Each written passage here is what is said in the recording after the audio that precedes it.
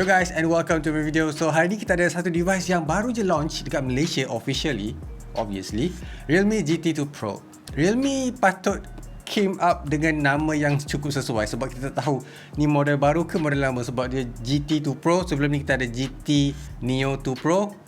It's a bit weird kan. Tapi kalau kau nak tahu, this is the model ataupun brand yang salah satu je ikut kata-kata pengguna dia. Kenapa aku cakap macam tu? Sebab banyak jenama lain yang cuba buat tapi pada masa yang sama macam a bit off. Okay, dalam ni aku akan bagi tahu dekat korang kenapa. And actually dia ada letak benda baru dekat dalam ni yang aku nampak tak ada dekat dalam flagship lain. Menarik kan? So this is a flagship Realme GT2 Pro. Let's go.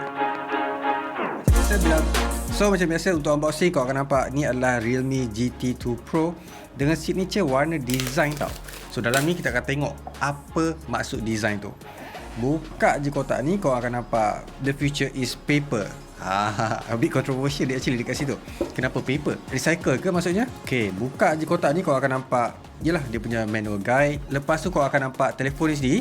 That is Realme GT2 Pro. Letak dekat tepi tu sebab kita nak tengok apa dekat dalam ni. Dekat bahagian dalam kau akan nampak, yelah, kau akan dapat case yang is a bit lembut kalau kau perasan. And ada signature macam yang ada dekat Realme GT2 Pro. This is a bit unique lah bagi aku. Lepas tu kau akan nampak ada super dark charge yang voltage dia adalah 65W, USB A to USB-C charging cable. Alright, sekarang kita akan tengok Realme GT2 Pro ni pula. Yes, macam kau nampak dekat sini, actually dia punya colour is a bit terlalu putih tau. And nampak sangat-sangat suci dekat sini. Tak ada dosa langsung kalau ikutkan. Tapi kalau korang tengok dekat-dekat dekat bahagian dia punya finishing ni is actually really nice. And rasa macam paper. Yes, this is actually a paper recycle punya bag. And kau mesti terfikir kan, kalau kena air, benda ni akan disintegrate ke? Ataupun akan cair ke? Akan rosak ke? Tak, sebab dia memang proses paper. So dia memang akan kekal. Kalau kau nak tahu tulisan siapa yang buruk sangat ni, actually dia punya designer. Korang kena hidup dengan benda ni sama ada korang suka ataupun tak. Tapi general design dekat bahagian belakang ni is actually really nice. Alright, look at this. This is actually a beautiful punya phone tau. Aku dah lama tak ada device yang putih lepak, putih lepuk, and feels like a leather somehow. Alright, apa maksud tadi bila aku cakap telefon ni actually dia dengar kata-kata pengguna dia? Okay, kalau kau nak tahu lah kan, this is the only flagship yang aku kenal ada flat display. Sebab biasanya kalau kau tengok dekat flagship, biasanya akan ada curve display pada bahagian tepi and kanan, kiri, kanan, atas, bawah kan. Semua ada. Tapi yang dekat sini, dia actually tak ada. So dia flat display. So untuk orang yang suka sangat-sangat pakai screen protector, tak nak bagi telefon ni nampak calak ataupun mudah pecah. Tapi benda tu macam a little things je. Benda yang paling patut kita tengok adalah dia punya touch sampling rate. Dekat sini Realme kata dia pakai 1000 Hz touch sampling rate. Aku rasa benda tu macam dia guna AI je, but untuk dapatkan 1000 Hz touch sampling display tu is not easy.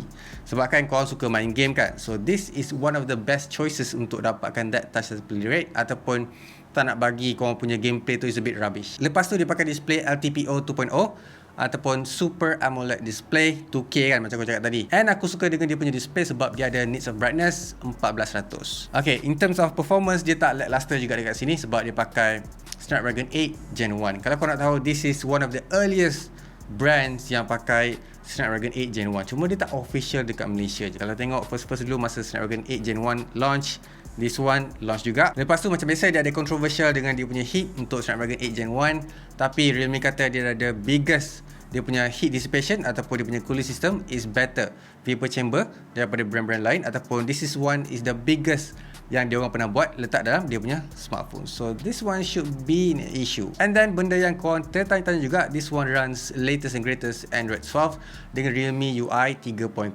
Kalau you guys familiar dengan Realme UI, maka kau akan feel well at home je dekat sini sebab kau akan dapat macam biasa app drawer and then notification center. Tapi kalau korang suka navigation macam iPhone, this one ada macam tu juga. Ada bar dekat bawah ni, ataupun kau boleh swipe down untuk buat one hand mode. Memang ada dekat Realme UI 3.0 dekat sini. Kalau korang suka main game juga, fokuskan untuk main game kan. Macam aku cakap tadi, this one ada 2K display, ada 120Hz, ada 1000Hz touch sampling rate untuk main game. This one screams a lot quality untuk main game kan. So actually korang ada GT mode. Dekat sini dia akan optimizekan korang punya game tu untuk perform a lot of things. Dekat sini kau akan dapat performance yang bagus lah untuk optimize that Snapdragon 8 Gen 1 dengan software yang ada dekat Realme GT ataupun Realme UI 3.0. Kalau kau nak tahu juga, Realme actually support sampai 3 tahun dia punya OS updates.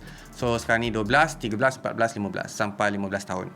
Maksud aku sampai 3 tahun untuk dia punya OS update. Alright, one thing yang paling aku excited bila Realme kata this one ada different kind of camera setup kan. Apa maksud kau different Realme? Cuba kau beritahu aku.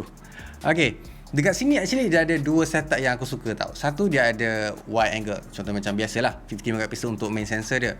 Tapi dia ada satu ultra wide camera yang bukan macam biasa. Apa maksud bukan macam biasa tu? Untuk kebanyakan flagship yang ada dekat sini, this is the only camera yang ada macam ni. Dia ada 150 degree ultra wide camera. Really wide. Sebab aku pakai itu Samsung Galaxy S22 Ultra, aku pakai iPhone. Tak ada, no one actually boleh samakan dengan 150 degree ni. So aku sangat-sangat suka walaupun it's a bit distort. Tapi this one using 50 megapixel. Kau kena enablekan mode tu untuk dapatkan that really ultra wide punya sensor ataupun look. Okay, ultra wide camera ni actually boleh jadi fish eye lens. Not just that, 150 degree kau orang cakap, biasalah, wide sikit je kan. When is the last time kau nampak benda ni? Cuba kau beritahu aku. When is the last time kau guna lens macam ni? Kalau kau pergi dekat KLCC, Bukit Bintang, dia mesti, bang, nak beli ultra wide camera bang. Betul gambar macam tu bang. Kan? Tapi this one is not a cheap tau. Ni daripada Sandmark. This one cost me like RM500. So it's a real glass tau. Yang kau pergi dekat KLCC tu, actually yang tu is a bit macam plastik. So dia punya quality tak berapa nak elok sangat. Tapi yang ni memang high quality. So dulu aku memang guna benda ni untuk tangkap gambar macam fish eye, ultra wide and everything. Sekarang tidak ada built-in, tak perlu pakai benda yang like besar gila ni kan. Lepas tu kalau kau perasan dekat sini actually ada dua flash tau. Kau mesti cakap, ni dual flash macam biasalah Fazli kan. No, actually dia ada macro camera tau. Okay, dia macam macro camera yang is a bit different daripada Oppo hari tu. Sebab Oppo actually dia letak ring light dekat kamera kan. Tapi yang ni dia pakai dua punya flash untuk dapatkan that close look. Sama juga nak close dekat-dekat, tak ada masalah bila pakai sensor ni. Actually sensor ni daripada Samsung, JN something kalau tak silap. And walaupun dia 2 megapixel kritik dekat sini, dia boleh pergi dekat and boleh tangkap, tak ada masalah. Cumanya kau perlu tangkap banyak kali sebab dia tak ada OIS. So benda tu actually not just unique dekat flagship, tapi kebanyakan smartphone yang aku tengok yang ada available sekarang tak ada pun yang enablekan that fish eye mode. Kebanyakannya perlu support lens ataupun support software dalam dia punya camera. So kena install different app lah.